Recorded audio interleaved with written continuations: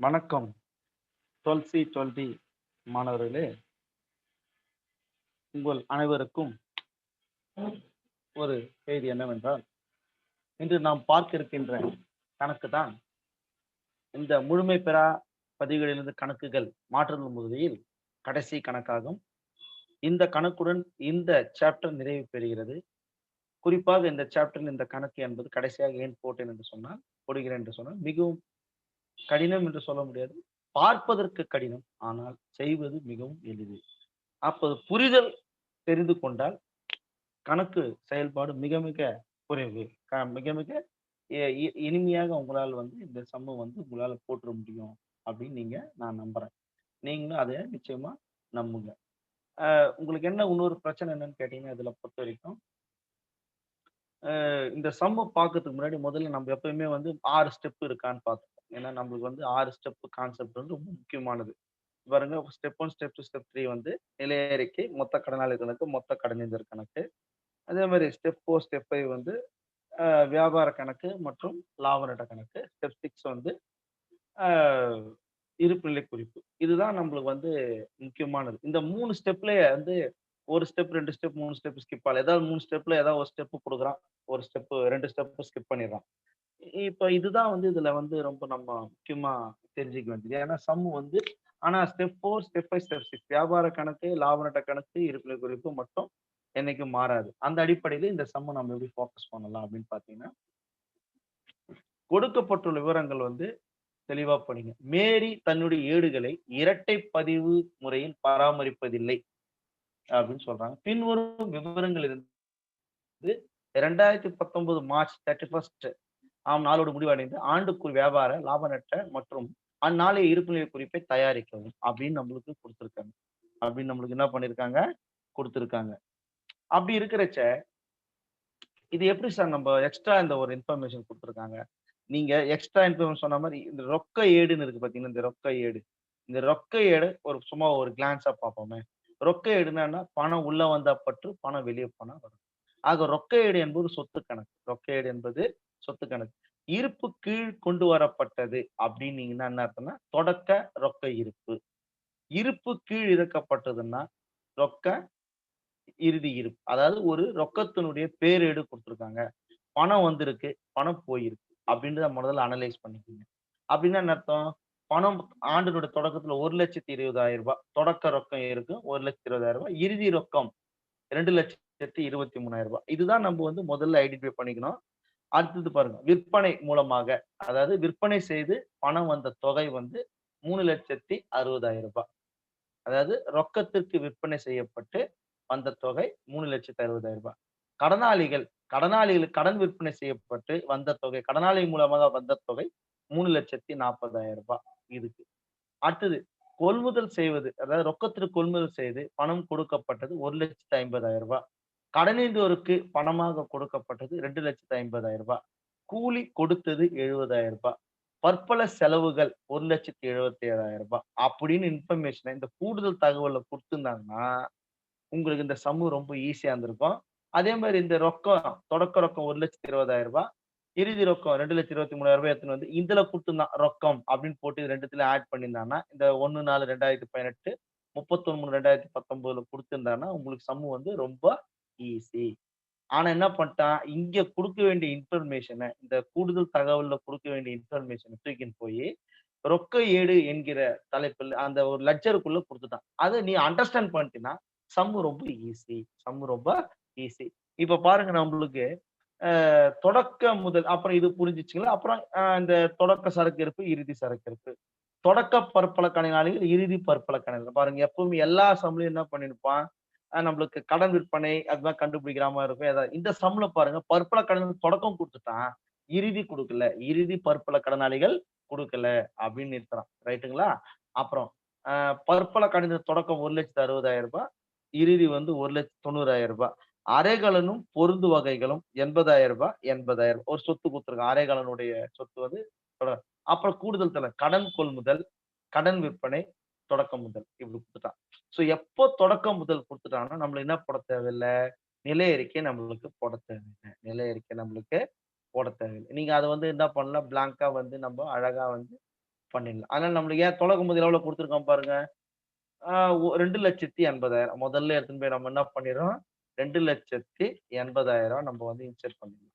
So முதல்ல ஏன்னான்னா இந்த தொடக்க முதல் போட்டு தான் நம்ம என்ன பண்ணுவோம், இதே இன்கேஸ் இந்த தொடக்க முதல் குடுக்கலடான்னா, நம்ம என்ன பண்ணியிருக்கணும், நிலை அறிக்கை போட்டிருக்கணும். சம்மு நல்லா கவனிங்க. தொடக்க முதல் குடுத்திருக்கானா, குடுக்கலையா? அப்போ எப்போ வந்து தொடக்க முதல் குடுத்துட்டானோ, அப்போ தொடக்க இருப்புகளுக்கெல்லாம் வந்து என்ன பண்ணுது, வேல்யூ குறைஞ்சு போச்சு. வேல்யூ குறைஞ்சு போச்சு. ஓகேங்களா? இது புரிஞ்சுதுங்களா? அப்புறம் பாருங்க, கடன் கொள்முதல் குடுத்துட்டான். கடன் கொள்முதல் குடுத்துட்டான். அப்ப கடன் கொள்முதல் குடுத்துட்டா நமக்கு எந்த ஸ்டெப் தேவையில்ல. மொத்த கட அ கட சாரி மொத்த கடனீந்துவர் கணக்கு நம்மளுக்கு தேவைப்படல. மொத்த கடனீந்துவர் கணக்கு நம்மளுக்கு அந்த லெட்ஜர நம்ம போட வேண்டியது. ஏன்னா, நம்மளுக்கு தொடக்க பருப்புல கடனீந்தோர், இறுதி பருப்புல கடனீந்தோர், கடன் கொள்முதல் குடுத்துட்டான். ஆனா நம்மளுக்கு என்னடா குடுக்கல அப்டின்னாக்கா, கடன் கொள்முதல் குடுத்துருக்கான். ஆனா அதுக்கு பதிலா என்ன பண்ணி எப்பவுமே பற்பல கடனாளிகள் குடுத்துட்டு, கடன் விற்பனை கண்டுபிடிக்கிற மாரி கேட்பான். இந்த தடவ கடன் விற்பனை குடுத்துட்டான். என்ன குடுக்கல? பற்பல கடனாளிக்கு குடுக்கல. ஆக நம்மளுக்கு என்ன எப்படி மாறுதுன்னா, பற்பல கடனாளிகள் கண்டுபிடி அப்டின்றான். பற்பல கடனாளிகள் கண்டுபிடி. அவன் என்ன குடுத்துட்டான்? இந்த இது குடுத்துட்டான். இது வந்து தேவையில்லடான்ட்டான். இருங்க வரேன். ப்ளூ கலர மாத்திட்டா உங்களுக்கு சுலபம். இப்ப பாருங்க. இத குடுத்துட்டான். எத குடுத்துட்டான்? இந்த கடன் விற்பனை குடுத்துட்டேன். நீ என்ன பண்ணு? இத கண்டுபிடின்றான். எத கண்டுபிடி? இந்த இறுதி கண்டுபிடிக்க. ஏன்னா, இறுதி பற்பல கடனாளிகள் இருந்தா தான், இறுதி பற்பல கடனாளிகள் இருந்தா தான், நம்ம என்ன கண்டுபிடிக்க முடியும்? பேலன்ஸ் ஷீட் இருப்புநிலை குறிப்பு போட முடியும். ஓகேங்களா? புரியுதுங்களா? அதனால நம்மளுக்கு என்ன பிரச்சனை இல்ல இப்போ? அந்த இது தேவையில்லன்ட்டான். எதுன்னா, இறுதி பற்பல கடனாளிகள் கண்டுபிடி அப்படின்னு. அப்போ, ஒண்ணு கடன் விற்பனை கண்டுபிடிக்கிறதுக்காக மொத்த கடனாளிகள் கணக்கு போடணும். இல்லன்னா, இறுதி பற்பல கடனாளி கண்டுபிடிக்கிறதுக்கு மொத்த கடனாளிகள் போடணும். இந்த நிலைமை வந்து அப்போ இந்த 3 ஸ்டெப்ல என்ன போட்டா, மொத்த கடனாளி கணக்கு போடுடா அப்படின்னு சொல்லிட்டு, அதுக்கான இன்ஃபர்மேஷன மட்டும் கண்டுபிடிக்க சொல்லிட்டு, மத்த 2 நிலை அறிக்கை மற்றும் மொத்த கடனீந்தர் கணக்கு என்ன பண்ணிட்டான், விட்டுட்டான். ஓகே. இப்ப நம்ம செய்ய வேண்டியதுலாம் என்னன்னு கேட்டீங்கன்னா, எப்பவுமே வந்து போட்டுருச்சு. தொடக்கம் போட்டு முடிச்சோனே நான் என்ன சொல்லிருக்கேன், எப்பவுமே 3 விஷயத்த முக்கியமானது எடுத்துக்கங்க அப்படின்னு சொல்லியிருக்கேன். எது? தொடக்க சரக்கு இருப்பு, இறுதி சரக்கு இருப்பு. இல்லையா? அந்த தொடக்கம், இறுதி 2 இதுக்கு கொண்டு வர சொல்லியிருக்கேன். எங்க இருக்கு பாருங்க. தொடக்க சரக்கு இருப்பு, இறுதி சரக்கு இருப்பு. தொடக்க சரக்கு இருப்பு எவ்வளவு இருக்கு பாருங்க. நான் 3 பேஜ்ல இந்த சம் அப்பப்ப அங்க இங்கேயே பார்த்துக்கலாம். ரூ. 1,10,000 ரூ. 1,10,000 தொடக்கம். அப்புறம் இறுதி எவ்வளவு இருக்கு பாருங்க. இறுதி ரூ. 1,80,000. ஓகே. அதே மாரி இறுதி சரக்கு இருப்பு எங்க போடுவோம் நம்போ? இங்க போட்டுருவோம். எங்க போட்டுருவோம்? இங்க போடுவோம். 1,00,000 சாரி ரூ. 1,80,000 போச்சா?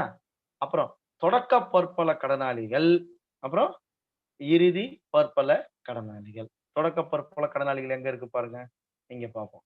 தொடக்க பற்பல கடனாளி எவ்வளவு இருக்கு பாருங்க. இங்க இருக்கு பாருங்க. ரூ. 1,30,000.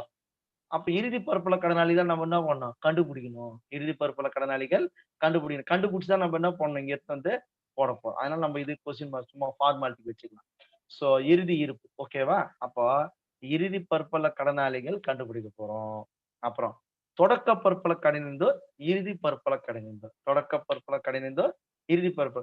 தொடக்க பற்பல கடன், இறுதி பற்பல கடன் பர்ப்போஸ் என்ன? இங்க நம்ம கண்டுபிடிக்கிறதுக்கு அப்ப இது கண்டுபிடிக்க வேணாம்னு சொல்லிட்டோம். அப்போ தொடக்க பருப்புல கடைநின்றோர் இறுதி பருப்பு போட வேண்டிய அவசியம் நம்மளுக்கு இல்ல. ஆனா இறுதி பருப்புல கடைநிலை எடுத்துட்டு வந்து போட வேண்டிய அவசியம் இருக்கு. ஏன்னா இருப்புநிலை குறிப்பு நம்ம தயாரிக்கணும்ன்றதுனால. ஆக இறுதி பருப்புல கடைநிலைக்கு 1,60,000 1,60,000. சரி. இப்போ தொடக்க சரக்கு இருப்பு, இறுதி சரக்கு இருப்பு. தொடக்க பருப்புல கடனாளி, இறுதி பருப்புல கடனாளில, இறுதி பருப்புல கடனாளி குடுக்கல கண்டுபிடிக்கணும்.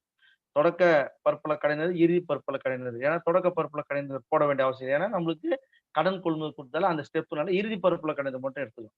பிறகு இறுதியா இருக்கக்கூடிய எல்லா இடத்தையும் எடுத்துப்போம். இப்ப பாருங்க, இறுதின்றதுன்னா இப்ப தொடக்க ரொக்க இருப்பு 1,20,000 இறுதி இதுதான் ரொம்ப முக்கியம். இந்த ரொக்கம் இருக்கு பாருங்க. இறுதி ரொக்கம். இதுதான் இந்த சம்முல இருக்கிறதுலயே வந்து சூப்பரான விஷயம். இறுதி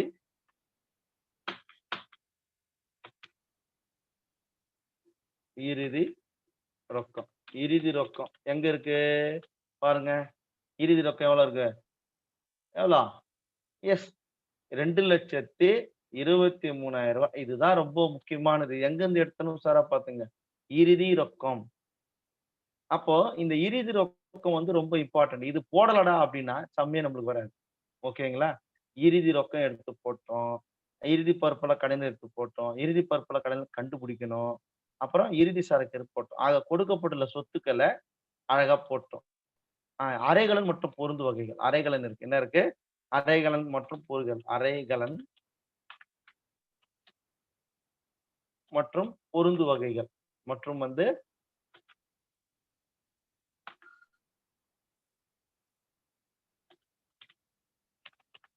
இது போடுறோம் மற்றும் மற்றும் பொருந்து.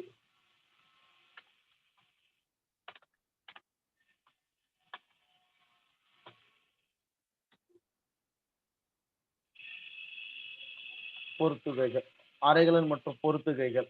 அதுக்கு கூடுதலா என்ன சொல்லியிருக்கான்னு கேட்டீங்கன்னா, உங்களுக்கு வந்து இது குடுத்திருக்கான். என்ன குடுத்திருக்கான்? தேய்மானம் குடுத்திருக்கான் பாருங்க. கீழ. அரைகலன் மற்றத்திற்கு வந்து தேய்மானம் எவ்வளோ? 10%. எத்தன சதவீதம்? 10%. அப்போ கழி. என்னது? கழி. எத்தன சதவீதம்? 10% தேய்மானம். 10% தேய்மானம். எவ்வளோ? முதல்ல அரைகலன் பொருந்து வகை எவ்வளவு இருக்கு? ரூ. 80,000 இருக்கு. எத்தன சதவீதம் தேய்மானம்? 10% எவ்வளோ வரும்? ரூ. 8,000. அப்போ ரூ. 72,000. இது எத்தன போய் முதல்ல எங்க போடுவோம் நம்போ? இங்க போடுவோம். எது? தேய்மானம். எது? அரைகலன் மீது மீது தேய்மானம். அவ்வளோதான். எவ்வளோ? ரூ. 8,000 போடுவோம். போட்டு நிறுத்தணுமா? 80,000 இல்ல 8,000. அப்போ நம்மளுடைய கான்செப்ட் என்னன்னு கேட்டீங்கன்னா, தொ இறுதி சொத்துக்கள் மற்றும் இறுதி பொறுப்புகள போட்டோம். ஃபர்ஸ்ட் என்ன ஸ்டெப் பண்ணுவோம்? தொடக்கம் முதல் கண்டுபிடிக்கணும். அவசியம் இல்ல விட்டுட்டோம். 2வது தொடக்கம் மற்றும் இறுதி, தொடக்கம் மற்றும் இறுதி, தொடக்கம் மற்றும் இறுதி 3 விஷயத்துக்கு. சரக்கு இருப்பு, கடனாளிகள், கடன் இது 3த்தையும் 2 இடத்துல போடணும். இறுதியெல்லாம் 2 இடத்துல போட்டிருப்போம். தொடக்கத்தெல்லாம் ஒரு இடத்துல போடுவோம். தேவைப்பட்ட இடத்துல தொடக்கத்த போட்டோம். தேவையில்லாத இடத்துல தொடக்கத்த போடல. ஆனா இறுதிய பொறுத்தவரைக்கும் இருப்புநிலை குறிப்புல கண்டிப்பா என்ன பண்ணியிருக்கோம், ஷேர் பண்ணியிருக்கோம். அத தவிர்த்து வரக்கூடிய இறுதி சொத்துக்கள். அதாவது 1, 2, 3, 4 சொத்துல 3 சொத்து போட்டோம். 1 சொத்து பெண்டிங் வச்சிருக்கோம். அது தவிர்த்து இல்லாம என்ன பண்ணியிருக்குன்னு கேட்டீங்கன்னா, இறுதி ரொக்கம் என்கிற சொத்த போட்டிருக்கோம். அதுக்கப்புறம் பாருங்க. இதுல குடுத்துருக்கான் இல்லையா? விற்பனை. இப்ப பாரு இது என்ன விற்பனை? ரொக்க விற்பனை. ரொக்க விற்பனை. அண்ட் பிஃபோர் தட் நம்ம யாருக்காக போடுறோம்ன்றத முதல்ல டைட்டில் நம்ம பிக்ஸ் பண்ணிக்கணும். இந்த வேலை முடிச்ச பிறகு நம்ம என்ன செய்யணும்னா, முதல் டைட்டில் வேலைய முடிச்சிடலாம். டைட்டில் வேலை என்னன்னா, யாருக்கு போட போறோம்? மேரி. என்ன தேதியில போட போறோம் மேரிக்கு? சொல்லுங்க.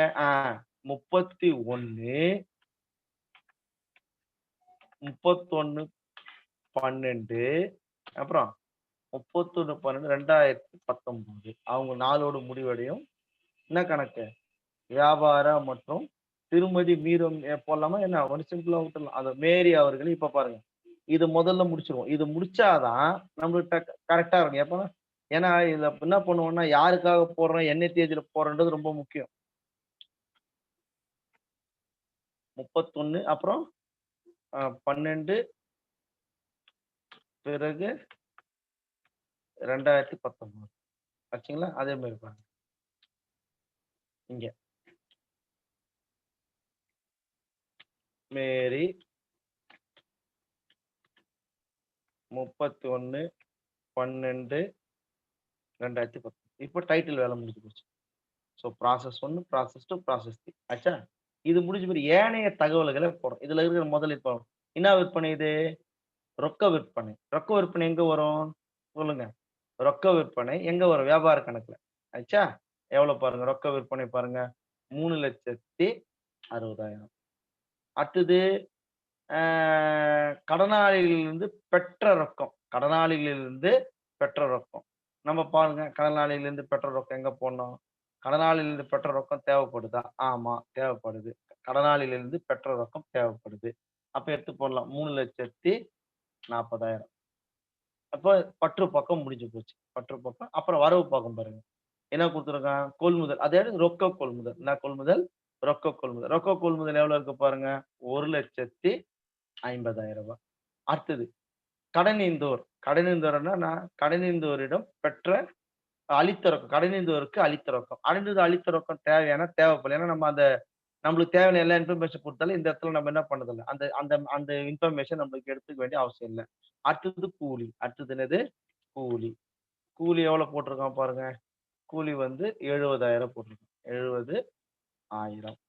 அடுத்தது பற்பல செலவுகள் எங்க வரும்? லாப நட்ட கணக்குல வரும். பற்பல செலவுகள். எவ்வளோ பற்பல செலவுகள் எவ்வளோ? இருக்கு பாருங்க. 1,27,000 அவ்வளோதான். இப்போ அந்த ரொக்க ஏட்டுல குடுக்குற இன்ஃபர்மேஷன்லாம் நம்ம எடுத்தாச்சு. தொடக்க ரொக்கம் நமக்கு தேவைப்படல. அப்புறம் விற்பனை எடுத்து போட்டுக்கிட்டோம். ரொக்க விற்பனை எடுத்து போட்டோம். தொடக்க கடனாளிகள் பெற்ற ரொக்கம் அப்படி அத எடுத்து போட்டாச்சு. ரொக்க கொள்முதல் எடுத்துக்கிட்டோம். கடைநிதிர் அளித்த ரொக்கம் நம்மளுக்கு தேவைப்படல. அதனால நம்ம அத விட்டுட்டோம். கூலி எடுத்துக்கிட்டோம். பற்பல செலவுகள் எடுத்துக்கிட்டோம். இறுதி ரொக்கத்த எடுத்துன்னு போயிட்டு நம்ம இருப்புநிலை குறிப்புல போட்டுட்டோம். இறுதி ரொக்கத்த எடுத்துன்னு போயிட்டு என்ன பண்ணிட்டோம்? போட்டுட்டோம். ஸோ இது வெரி வெரி இம்பார்ட்டன்ட். இத ரொம்ப அழகா புரிஞ்சுக்கணும் நீங்க. ஓகேவா? இது வந்து நான் இட்டாலிக்ல கூட குடுக்கல. ஏன்னா ஒரு புரிதலுக்காக நான் தரேன். இது மட்டும் நீங்க வந்து மைண்ட்ல வந்து அப்படி வச்சுக்கங்க. இது பிளாக் பண்ணி வச்சுக்கங்க. ஏன்னா ஒரு புரிதலுக்காக இந்த இறுதி ரொக்கம்ன்றது எங்க வருதுன்றது ஒரு ஐடென்டிஃபிகேஷனுக்காக. ஏன்னா இந்த 2,23,000 நீங்க போடாம விட்டுட்டீங்கன்னா, டோட்டலா வந்து சம்மு வந்து தப்பாயிடும். அதுக்காக வந்து சும்மா அத பிளாக் பண்ணி வச்சிருக்கு. இது ஏன்னு நீங்க கேள்வி கேட்கணுன்றதுக்காக இத பிளாக் பண்ணியிருக்கேன். பட் எக்ஸாம் பாயிண்ட் ஆஃப் வியூல நீங்க அத பத்தி பார்க்க தேவையில்ல. சரி. அடுத்தது இப்போ இது இந்த இப்ப இதுல இருக்கிற இன்ஃபர்மேஷன் எடுத்தாச்சு. இந்த கட்டணத்துக்கு இன்ஃபர்மேஷன் எடுத்தாச்சு. அதாவது லெட்ஜர்ல இருந்து. அதுக்கப்புறம் இதுல இருக்கிற இன்ஃபர்மேஷன் நம்ம எடுத்தாச்சு. அப்ப கூடுதல் தகவல் இருக்கிறத மட்டும் எடுக்கணும். எவ்வளவு இருக்குன்னு பாருங்க. கடன் கொள்முதல், கடன் விற்பனை. தொடக்க முதல் எடுத்து நம்ம போட்டுட்டோம். அப்ப கடன் கொள்முதலும், கடன் விற்பனையும் நம்ம எடுத்துக்கணும். எங்க இருக்கு பாருங்க. கடன் கொள்முதல், கடன் விற்பனை எங்க போடுவோம்? வியாபார கணக்குல போடுவோம். கடன் கொள்முதல் எவ்வளவு இருக்கு பாருங்க. ரூ. 1,80,000. அடுத்தது கடன் விற்பனை எவ்வளவு இருக்கு பாருங்க. ஆ எவ்வளவு இருக்கு? கடன் விற்பனை ரூ. 2,90,000 இங்க போட்டோம். ஆனா இந்த கடன் விற்பனை 2 இடத்துல போடணும். ஏன்னா, நம்மளுக்கு என்ன குடுத்துருக்கான்? இறுதி தான் கண்டுபிடிக்க சொல்லிறான். நம்மளுக்கு கடன் விற்பனை குடுத்தாலும், கடன் விற்பனை நம்ம இங்க போட்டுறலாம். எவ்வளோ பாருங்க. ரெசிப்ரோலா கண்டுபிடிச்சிடுறோம். ரூ. 2,90,000 அவ்வளோதான். இப்ப பாருங்க, நம்மளுக்கு என்ன குடுக்கல? தள்ளுபடி அளித்தது குடுக்கல. விற்பனை திருப்பம் குடுக்கல. அப்போ மொத்தம் வந்து இந்த பக்கம் அதிகமா இருக்கு. எந்த பக்கம்? பற்று பக்கம் அதிகமா இருக்கு. வரவு பக்கம் கம்மியா இருக்கு. எவ்வளோ கம்மியா இருக்குன்னு பார்த்தீங்கன்னா, இந்த பக்கம் 4,20,000 அந்த பக்கம் 3,40,000 மைனஸ் பண்ணி பார்ப்போம். 4,20,000 மைனஸு ஆ 3,00,000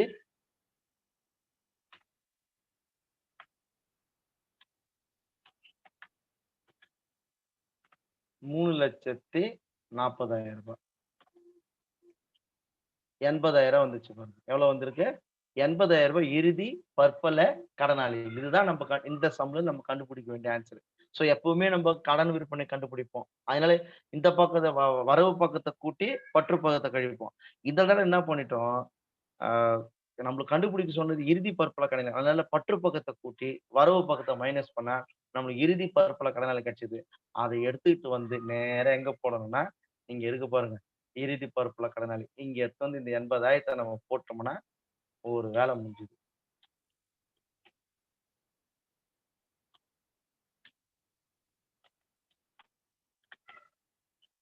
80,000 பாருங்க 5,50,000 வந்துருச்சு. ஓகேங்களா? இப்ப பாருங்க இருக்கிற எல்லா இன்ஃபர்மேஷன் நம்ம எடுத்துன்னு போய் என்ன பண்ணியாச்சு, போட்டாச்சு. இப்ப நம்ம செய்ய வேண்டியதுலாம் என்னன்னு கேட்டீங்கன்னா, ஜஸ்ட் எடுத்து நம்ம ஃபில் அப் பண்ண போறோம். அவ்வளோதான். இது எவ்வளோ வருது பாருங்க. இது 2த்தையும் கூட்டுனா எவ்வளோ வருது பாருங்க. ம். 3 3,30,000 கரெக்ட்டா பாருங்க. அப்ப இந்த பக்கம் எதுவுமே இல்ல. அப்ப இது அவுட்டர் காலத்துல 3,30,000 ஓகேவா? 1,50 1,50 3 3 30 அதே மாரி இந்த பக்கம் வாங்க. இந்த பக்கம் வரும்போது பார்த்தீங்கன்னா, ஆ 2 3 60 2 90 அப்போ ரூ. 5 ஆ 6,50,000 6,50,000 இங்க இல்லாதனால திருத்திருக்கிறோம். டைரக்ட்டா நம்ம 6,50,000 போட்டாச்சு. ஸோ நம்மளுக்கு வந்து 8,30,000 வருமானம் வந்திருக்கு. 5,10,000 செலவு இருக்கு. அப்ப மொத்த லாபம் எவ்வளோன்னு பார்த்துருவோம். அப்போ 8,30,000 8,30,000 மைனஸு 5,10,000 கூட்டுத்தொகை.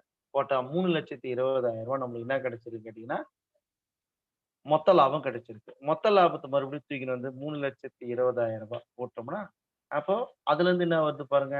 மொத்த லாபமா எந்த செலவுமே கிடையாது. இந்த பக்கம் எந்த வருமானம் கிடையாது. 3,20,000 செலவு வந்து 1,30,000 தான் இது வரைக்கும் மொத்த கூட்டுத்தொகை.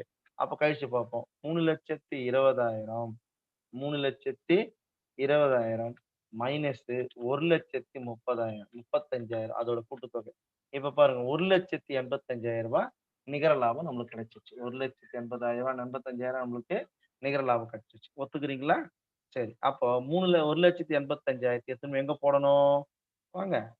நம்மளுக்கு நிகர லாபம் ரூ. 1,85,000. நான் இப்ப கூடுதல் முதல் நம்மளுக்கு இல்ல. 0. அப்ப 4,00,000 இருந்தா. எடுப்புகள் நம்மளுக்கு இல்ல. அதனால 0. அப்ப 4,65,000 போட்டீங்கன்னா 6,65,000 இறுதி பரப்ப கடனை 1,60,000. ஆக என்ன தப்பு நடந்திருக்கு? ஏன்னா நம்மளுக்கு ஆன்ஸர் வந்து 5,50,55 தான் ஆன்ஸர். அதுல எந்த மாற்று கருத்து இடம் இல்ல. எங்க தப்பு நடந்திருக்குன்னு பார்ப்போம். 6,00,000 இங்க நடந்திருக்குன்னு நெனைக்கிறேன். இத பார்ப்போம். இது வந்து எவ்வளவு வருது? கரெக்ட் தானே? 4,65,000 இறுதி பற்பல கடனேந்தோ எவ்வளவு இருக்கு பாருங்க. இறுதி பற்பல கடனேந்தோ. மன்னிக்கணும் பாருங்க. இறுதி பற்பல கடனேந்தோ தான் பாருங்க. ரூ. 90,000 இருக்குது. நான் என்ன போட்டிருக்கேன்? 1,60,000 ஏன்னா தொடக்கத்த போட்டுட்டேன். நான் இறுதிய போட்டிருந்தேன்னா, உங்களுக்கு ஆன்ஸர் பெர்ஃபெக்ட்டா வந்திருக்கும். ஸோ நீங்களும் அதே மாரி தப்பு பண்றதுக்கு வாய்ப்பு இருக்கு. இங்க பாருங்க. இப்ப சரியா போச்சு பாருங்க ஆன்ஸர். ஸோ ஓ ரூ. 5,55,000ன்றது நம்மளுக்கு தெளிவா தெரியுது. ஓகே. இதோட ஆன்ஸர் ஸ்கிரிப்ட்ட நான் மறுபடியும் பிடிஎஃப்ல நான் உங்களுக்கு போடுறேன். ஸோ இப்ப சம்மு பார்க்கறதுக்கு தான் வந்து ரொம்ப பெருசா இருக்குமே தவிர, சேம் சம்மு தான். கொஞ்சம் மாத்தி கேட்பேன். எப்பவுமே எல்லா சம்லயுமே வந்து கடன் விற்பனை கேட்பாங்க. ஆனா இந்த சம்ல என்ன பண்ணிட்டேன், இறுதி பற்பல கடனாளிகள் கண்டுபிடிக்கலாம்.